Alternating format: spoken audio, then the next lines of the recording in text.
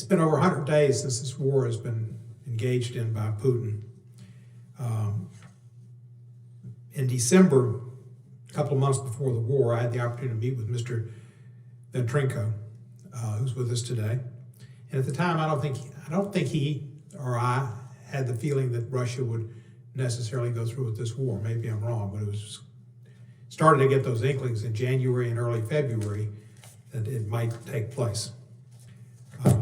When we met, Mr. Ventrenko was adamant that the only way that we should respond at that time was to cancel Nord Stream 2 and begin preparing to sanction Nord Stream 1 should Russia invade Ukraine. He said the best way to get after Putin, to get his attention, was to go after his sacred cows, oil and gas. At the time, we didn't think about his daughter or the famous gymnast missing somewhere in the universe. But oil and gas came in close to first. As long as we're dependent on Russian energy, we're held hostage by this crazy despot who is trying to cement his place in history and do it soon, as if it makes a difference after he's dead, if he's Peter the Great #2 or what he is, because he'll be dead, as will so many of the Russian soldiers and Ukrainian soldiers and Ukrainian citizens, none of which bothers him. But we're dependent on Russian energy, and that's what he's got. And that's what holds us in check somewhat, and that's what gives him a hope for Soviet Russia to have a past like the Soviet Union had, which wasn't so wonderful, to be honest. The poor people, the general people in Russia, and the whole Soviet Union have always lived terribly, but they have been duped, like many in America have been duped. Putin thinks that if the war is over soon enough, we'll forgive him because we need his oil and gas. Well, we don't, and we need to find alternatives.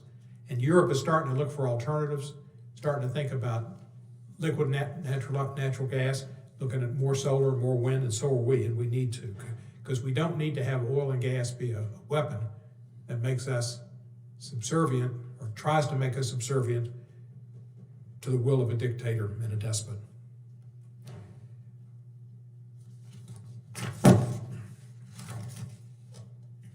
We have imposed some of the most devastating sanctions ever, and they've surprised even the Kremlin. On March 8th, the U.S. said it would immediately ban all Russian oil and gas imports, a move I championed, letter to the administration.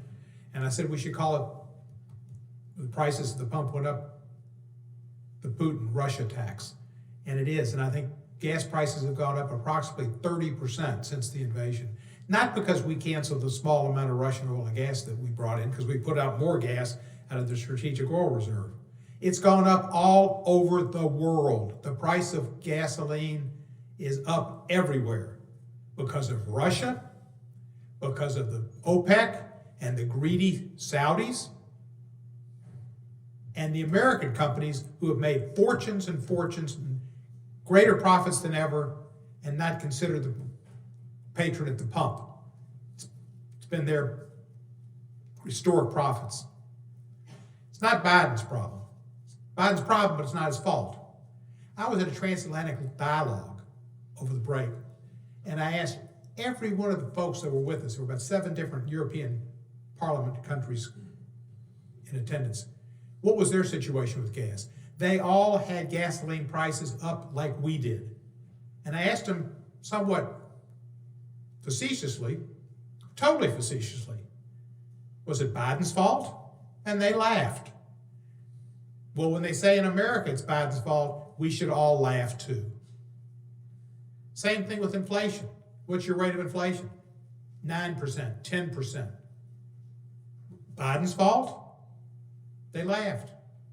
We should laugh too when people in our country blame Biden. Now, we're doing what we can do to try to improve the supply chain. And we're doing the things we can do to make America compete. But these are worldwide problems caused by COVID, caused by the war in Ukraine, and caused by factors that are beyond that of President Biden or any one president. So we need to remain vigilant in our work against Russia and its oil power over Eastern Europe and Europe in general and help our European allies with liquid natural gas, and support them in these efforts in all ways we can. And I think we're doing that, and I think President Biden's doing a good job with that.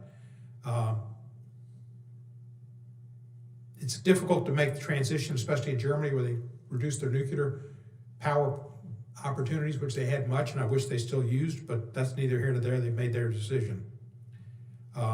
We need to use this awful situation to improve our energy alternatives here and abroad and encourage our allies to do the same.